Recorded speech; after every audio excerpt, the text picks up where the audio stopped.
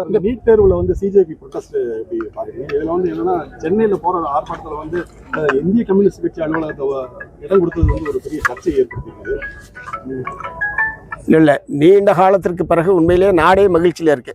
மத்திய கல்வி அமைச்சர் ராஜினாமா செய்தது என்பது நாடு முழுவதும் இருக்கக்கூடிய பல லட்சக்கணக்கான இளைஞர்களும் மாணவர்களும் மேற்கொண்ட ஒன்றுபட்ட போராட்டத்தின் விளைவாக கிடைத்திருக்கிற வெற்றி.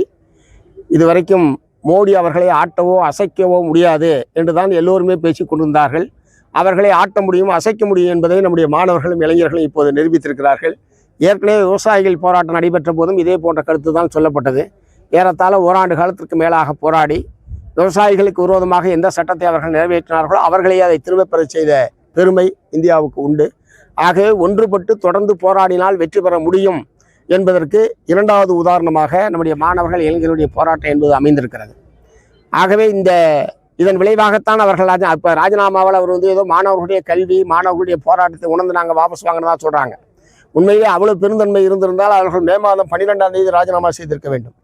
மே மாதம் 12ஆம் தேதியே இதில் முறைகேடு நடைபெற்றிருக்கிறது, ஊழல் நடைபெற்றிருக்கிறது என்கிற விவரங்கள்லாம் மே 12ஆம் தேதியே வந்துவிட்டது. அப்போதே அவர் உடனடியாக ராஜினாமா பண்ணியிருந்தால் அவருடைய பெருந்தன்மையை நான் உட்பட பாராட்டுவேன். ஆனால் இவ்வளோ பெரிய போராட்டம், நூற்றுக்கணக்கான மாணவர்கள் இளைஞர்கள் காயமடைவது, வெள்ளட் குண்டுகள் உட்பட மாணவர்கள் மீது கொடூரமான கொலைவெறி தாக்குதலை அவர்கள் நடத்தி நூற்றுக்கணக்கானோர் கைது செய்யப்பட்டு சிறையில் வைக்கப்பட்டிருக்கிறார்கள். நாடு முழுவதும் பல லட்சக்கணக்கான இளைஞர்கள் கடந்த ஒரு வார காலமாக போராடியதற்கு பிறகுதான் அவர்களுக்கு பெருந்தன்மை என்பது வந்திருக்கிறது. ஆக அவர்கள் பெருந்தன்மையினால ராஜினாமா பண்ணலை. மாணவர்கள் இளைஞர்களுடைய எழுச்சிமிக்க போராட்டத்தின் விளைவாகத்தான் அவர்கள் திரும்ப பெற்றிருக்கிறார்கள். அதோடு சேர்த்து இன்றைய தினம் இந்த தேர்வு சீர்திருத்தம் சம்பந்தமாக ஒரு குழுவை நேற்றைய தினம் மத்திய அரசு அறிவித்திருக்கிறது. தேர்வினால பாதிக்கப்பட்டது மாணவர்கள் பிரதிநிதிகள் யாருமே இல்லாமல் அவர்களுடைய RSS குடும்பத்தை சார்ந்த சில நபர்களை கொண்டே அந்த தேர்வு சீர்திருத்த குழு அமைத்திருப்பது என்பது ஏற்புடையதல்ல.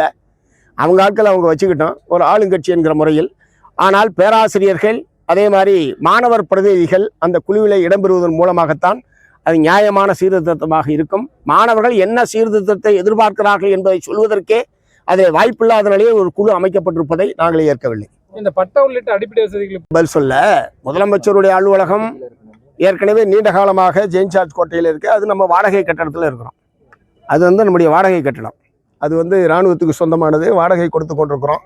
இந்த பக்கம் இருக்கிற 10 மாடி கட்டடம் என்பது நம்ம தமிழ்நாடு அரசுக்கு சொந்தமான இடம். அந்த முறையில் அவர்களுக்கு அது வசதி குறைவாக இருந்து ஒரு அலுவலகத்தில் ரினோவேஷன் என்பதுதான், புதிதாக கட்டுமான பணிகளை மேற்கொள்ளவில்லை. ஏற்கனவே இருக்கிற கட்டிடத்திற்குள் முதலமைச்சருக்கான அலுவலகம் என்பது புனரமைக்கப்படுகிறது என்ற முறையில் தான் அது எடுத்துக்கணும்.